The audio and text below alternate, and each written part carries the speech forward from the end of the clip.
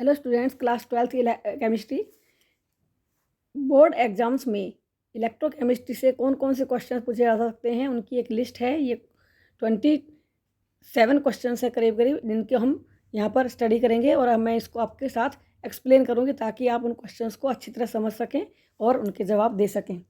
तो number 1 question है, dimension of specific conductance, equivalent conductance and molar conductance. ये specific conductance, ये आपके वैल्यूज़ आपको याद करनी होंगी।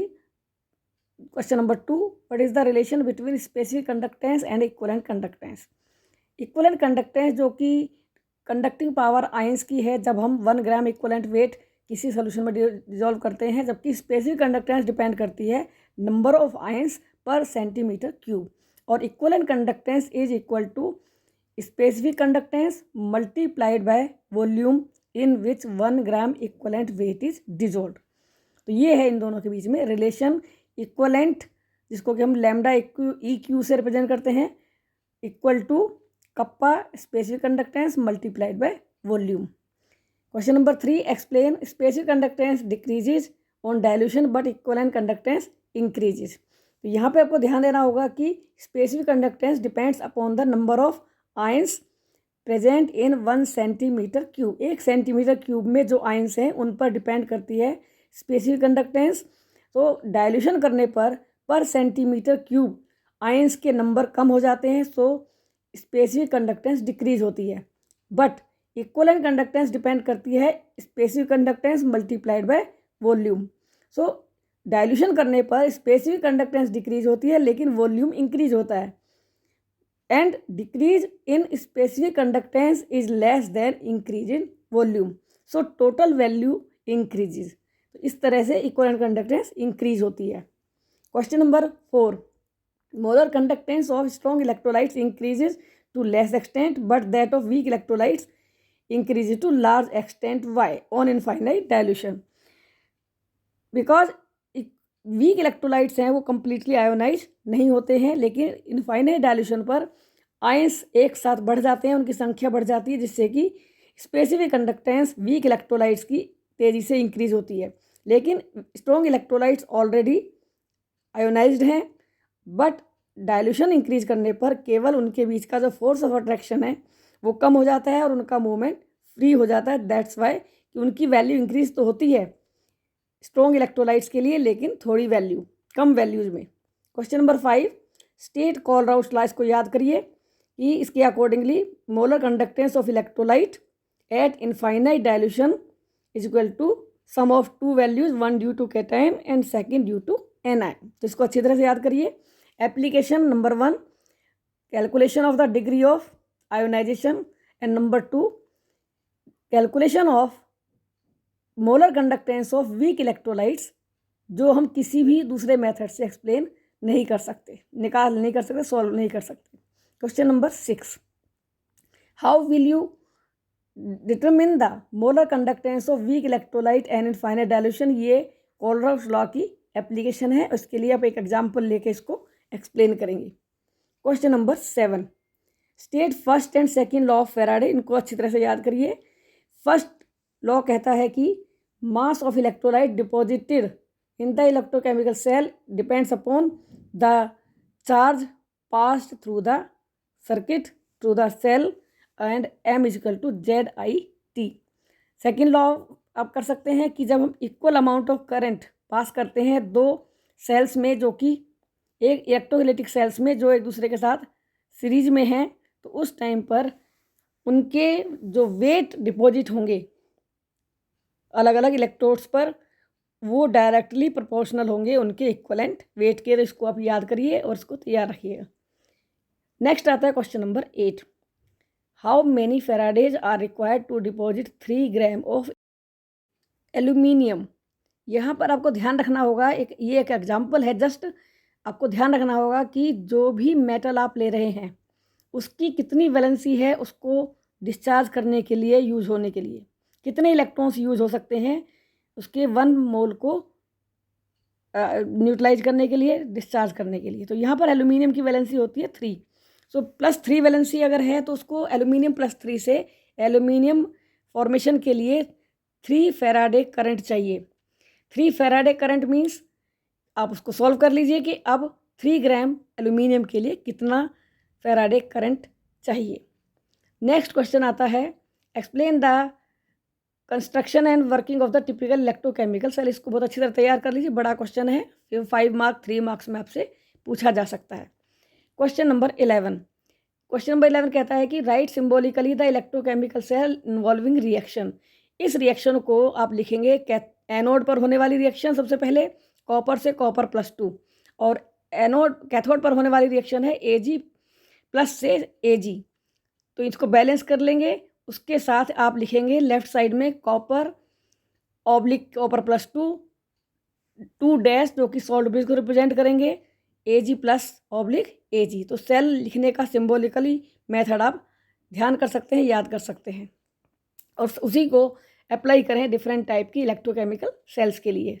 बहुत इंपॉर्टेंट है, क्योंकि हर एक रिएक्शन, हर एक न्यूमेरिकल इसी बेस पर आपका सबसे पहले करना होगा।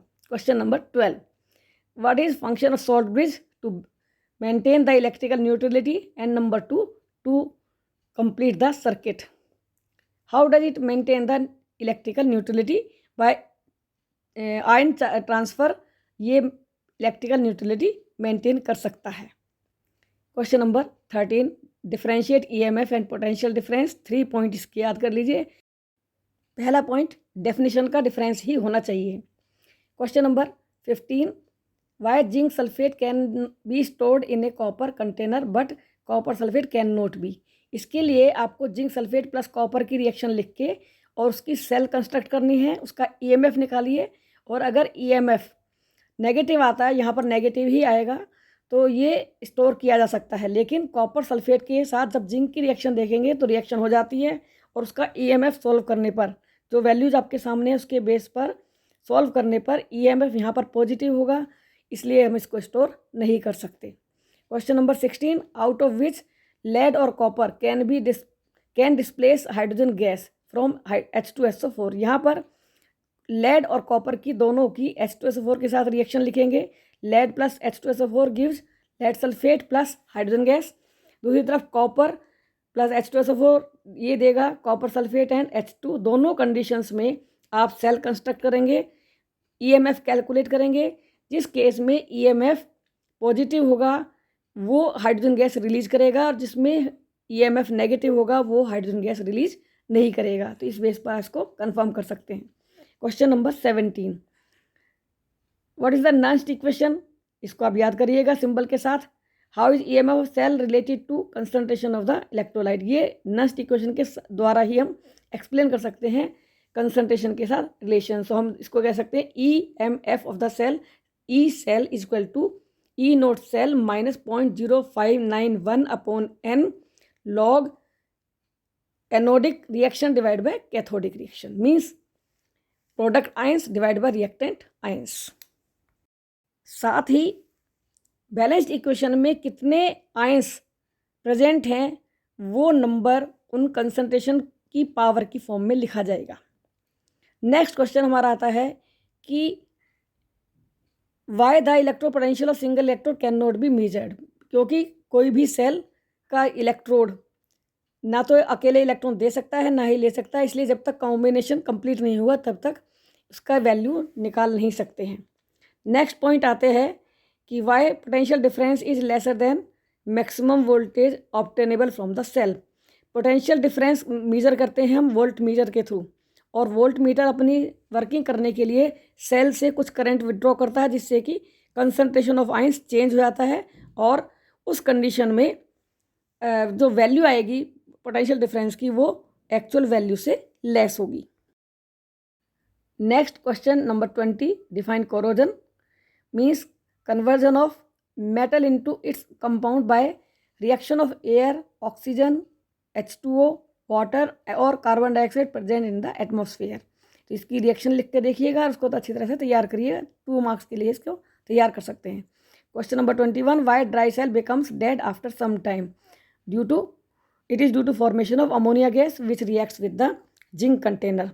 Question number 22, what is the fuel cell? इसको आप याद करिएगा, जो कि किसी फ्यूल को कंबस्टन करने के बाद उससे प्रोड्यूस एनर्जी पे वर्क करती है उसे हम कहते हैं फ्यूल सेल। और इसकी रिएक्शन को आप याद करिए, कैथोड पर क्या होगा और एनोड पर क्या होगा। इसके एडवांटेज है लाइट वेट है, साथ ही साथ पोर्टेबल है। नंबर नेक्स्ट, कोई भी पोल्यूशन में नहीं होता है, पोल्यूशन फ्री है।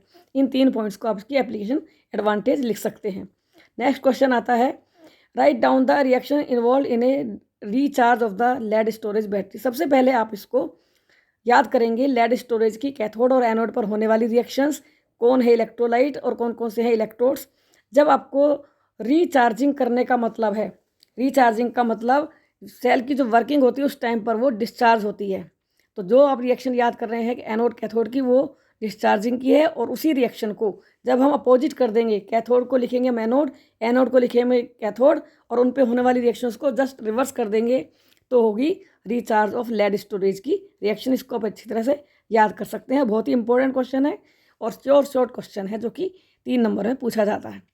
Question number next 24, why mercury cell shows constant voltage throughout the life. यहाँ पर जब हम इसकी नेट रिएक्शन देखते हैं तो वहाँ पर आप इसको चेक कर सकते हैं।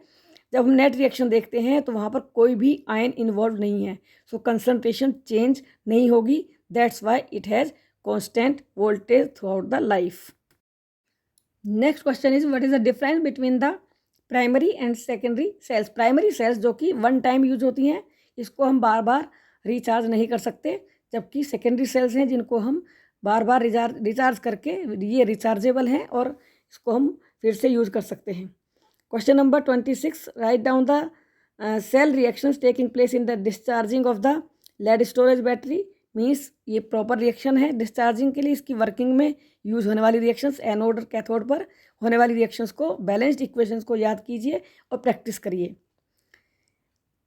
Next question number 27, what is SHE। It is standard hydrogen electrode, जो कि एक रेफरेंस इलेक्ट्रोड है और किसी भी इलेक्ट्रोड का इलेक्ट्रोड पोटेंशियल मालूम करने के लिए यूज कर सकते हैं। What is it's E0, means इसकी कितनी वैल्यू है, ये है 0 value. Write down the reactions when it acts as anode and और कैथोड। तो जब ये कैथोड की तरह काम करता है या एनोड की तरह काम करता है तो क्या रिएक्शंस होती हैं, उन रिएक्शंस को आप याद कर सकते हैं, प्रैक्टिस कर सकते हैं लिख के। ये भी बहुत शॉर्ट क्वेश्चन है, इसको आप तैयार कर सकते हैं। अब यहाँ पर कुछ क्वेश्चंस की लिस्ट है, कुछ ऐसे फार्मूला हैं जो कि इलेक्ट्रोकेमिस्ट्री चैप्टर में न्यूमेरिकल्स को सॉल्व करने के लिए यूज़फुल हो सकते हैं, और इनको आप ध्यान से याद करके जाइए, अप्लाई करिए फार्मूले को किसी भी न्यूमेरिकल के लिए, और आपके न्यूमेरिकल्स के जो 3 मार्क्स इस चैप्टर से रिलेटेड होंगे वो आपको बहुत ही हेल्पफुल रहेंगे। इसमें से आपको conductance, conductivity, equivalent conductance, molar conductivity, और सबसे इम्पोर्टेंट नस्ट इक्वेशन के लिए जो कि क्वेश्चन नंबर 6 है, पॉइंट नंबर 6 है, इस फार्मूले को स्पेशली आप याद करिएगा और इससे आपको न्यूमेरिकल सॉल्व करने में हेल्प मिलेगी। तो ये आपकी हेल्प के लिए दिया गया है इलेक्ट्रोकेमिस्ट्री के मेन पॉइंट्स।